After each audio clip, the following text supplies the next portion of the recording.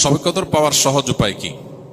শবে কদরের রাত যেহেতু একেবারেই চূড়ান্তভাবে ফিক্সড কোনো রাত নয়, সেজন্য শবে কদর পাওয়ার উপায় হলো রমজানের শেষ দশকের প্রত্যেকটা রাতে ইবাদত করা। প্রত্যেকটা রাতে ইবাদত করার যদি সুযোগ না হয়, তাহলে কমপক্ষে বেজোড় রাতগুলোতে ইবাদত করা। নবী সাল্লাল্লাহু আলাইহি ওয়াসাল্লাম বলেছেন, তাহাররাউ লাইলাতুল কদরি ফিল বিত্রি মিনাল আশরিল আওয়াখিরি মিন রমাদান। রমজানের শেষ দশকের বেজোড় রাতগুলোতে তোমরা কদর তালাশ করবে। তার মানে এর মধ্যে যে কোনোটা হতে পারে। আল্লাহ তাআলা বিষয়টাকে উজ্জ্বল রেখেছেন কেন?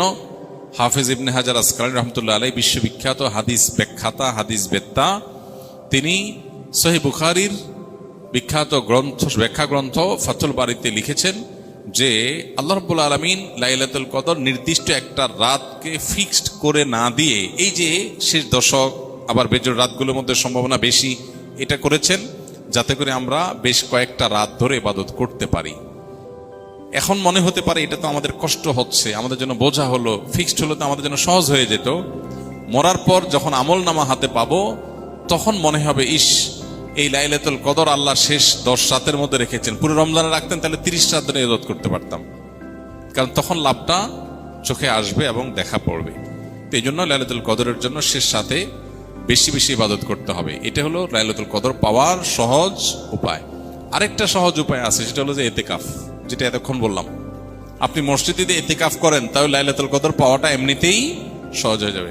এমনকি ইতিকাফকারী ব্যক্তি, যদিও শেষ দশকে নবী সাল্লাল্লাহু আলাইহি ওয়াসাল্লাম রাত জেগে থাকতেন, যদি কোনো কারণে তিনি ঘুমাতে হয়েছে, ঘুমিয়েছিলেন, তারপরে ইতিকাফকারী ব্যক্তি ঘুমাইলেও সেটা ইবাদতের মধ্যে। বাসার ঘুম আর মসজিদে ইতিকাফকারীর ঘুমের মধ্যে পার্থক্য আছে। মসজিদে অবস্থানটাই ইটসেলফ একটা ইবাদত।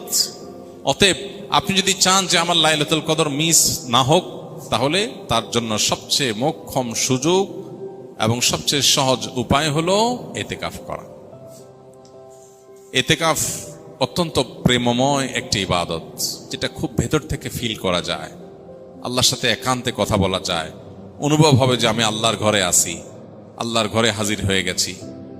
সবাই বের হয়ে যাচ্ছে, আমি বের হচ্ছি না, কারণ আমি আল্লাহর ঘরের বন্দী, নিজেকে বন্দী করে ফেলেছি। অন্যরকম এক ফিল আসবে ইনশাআল্লাহ।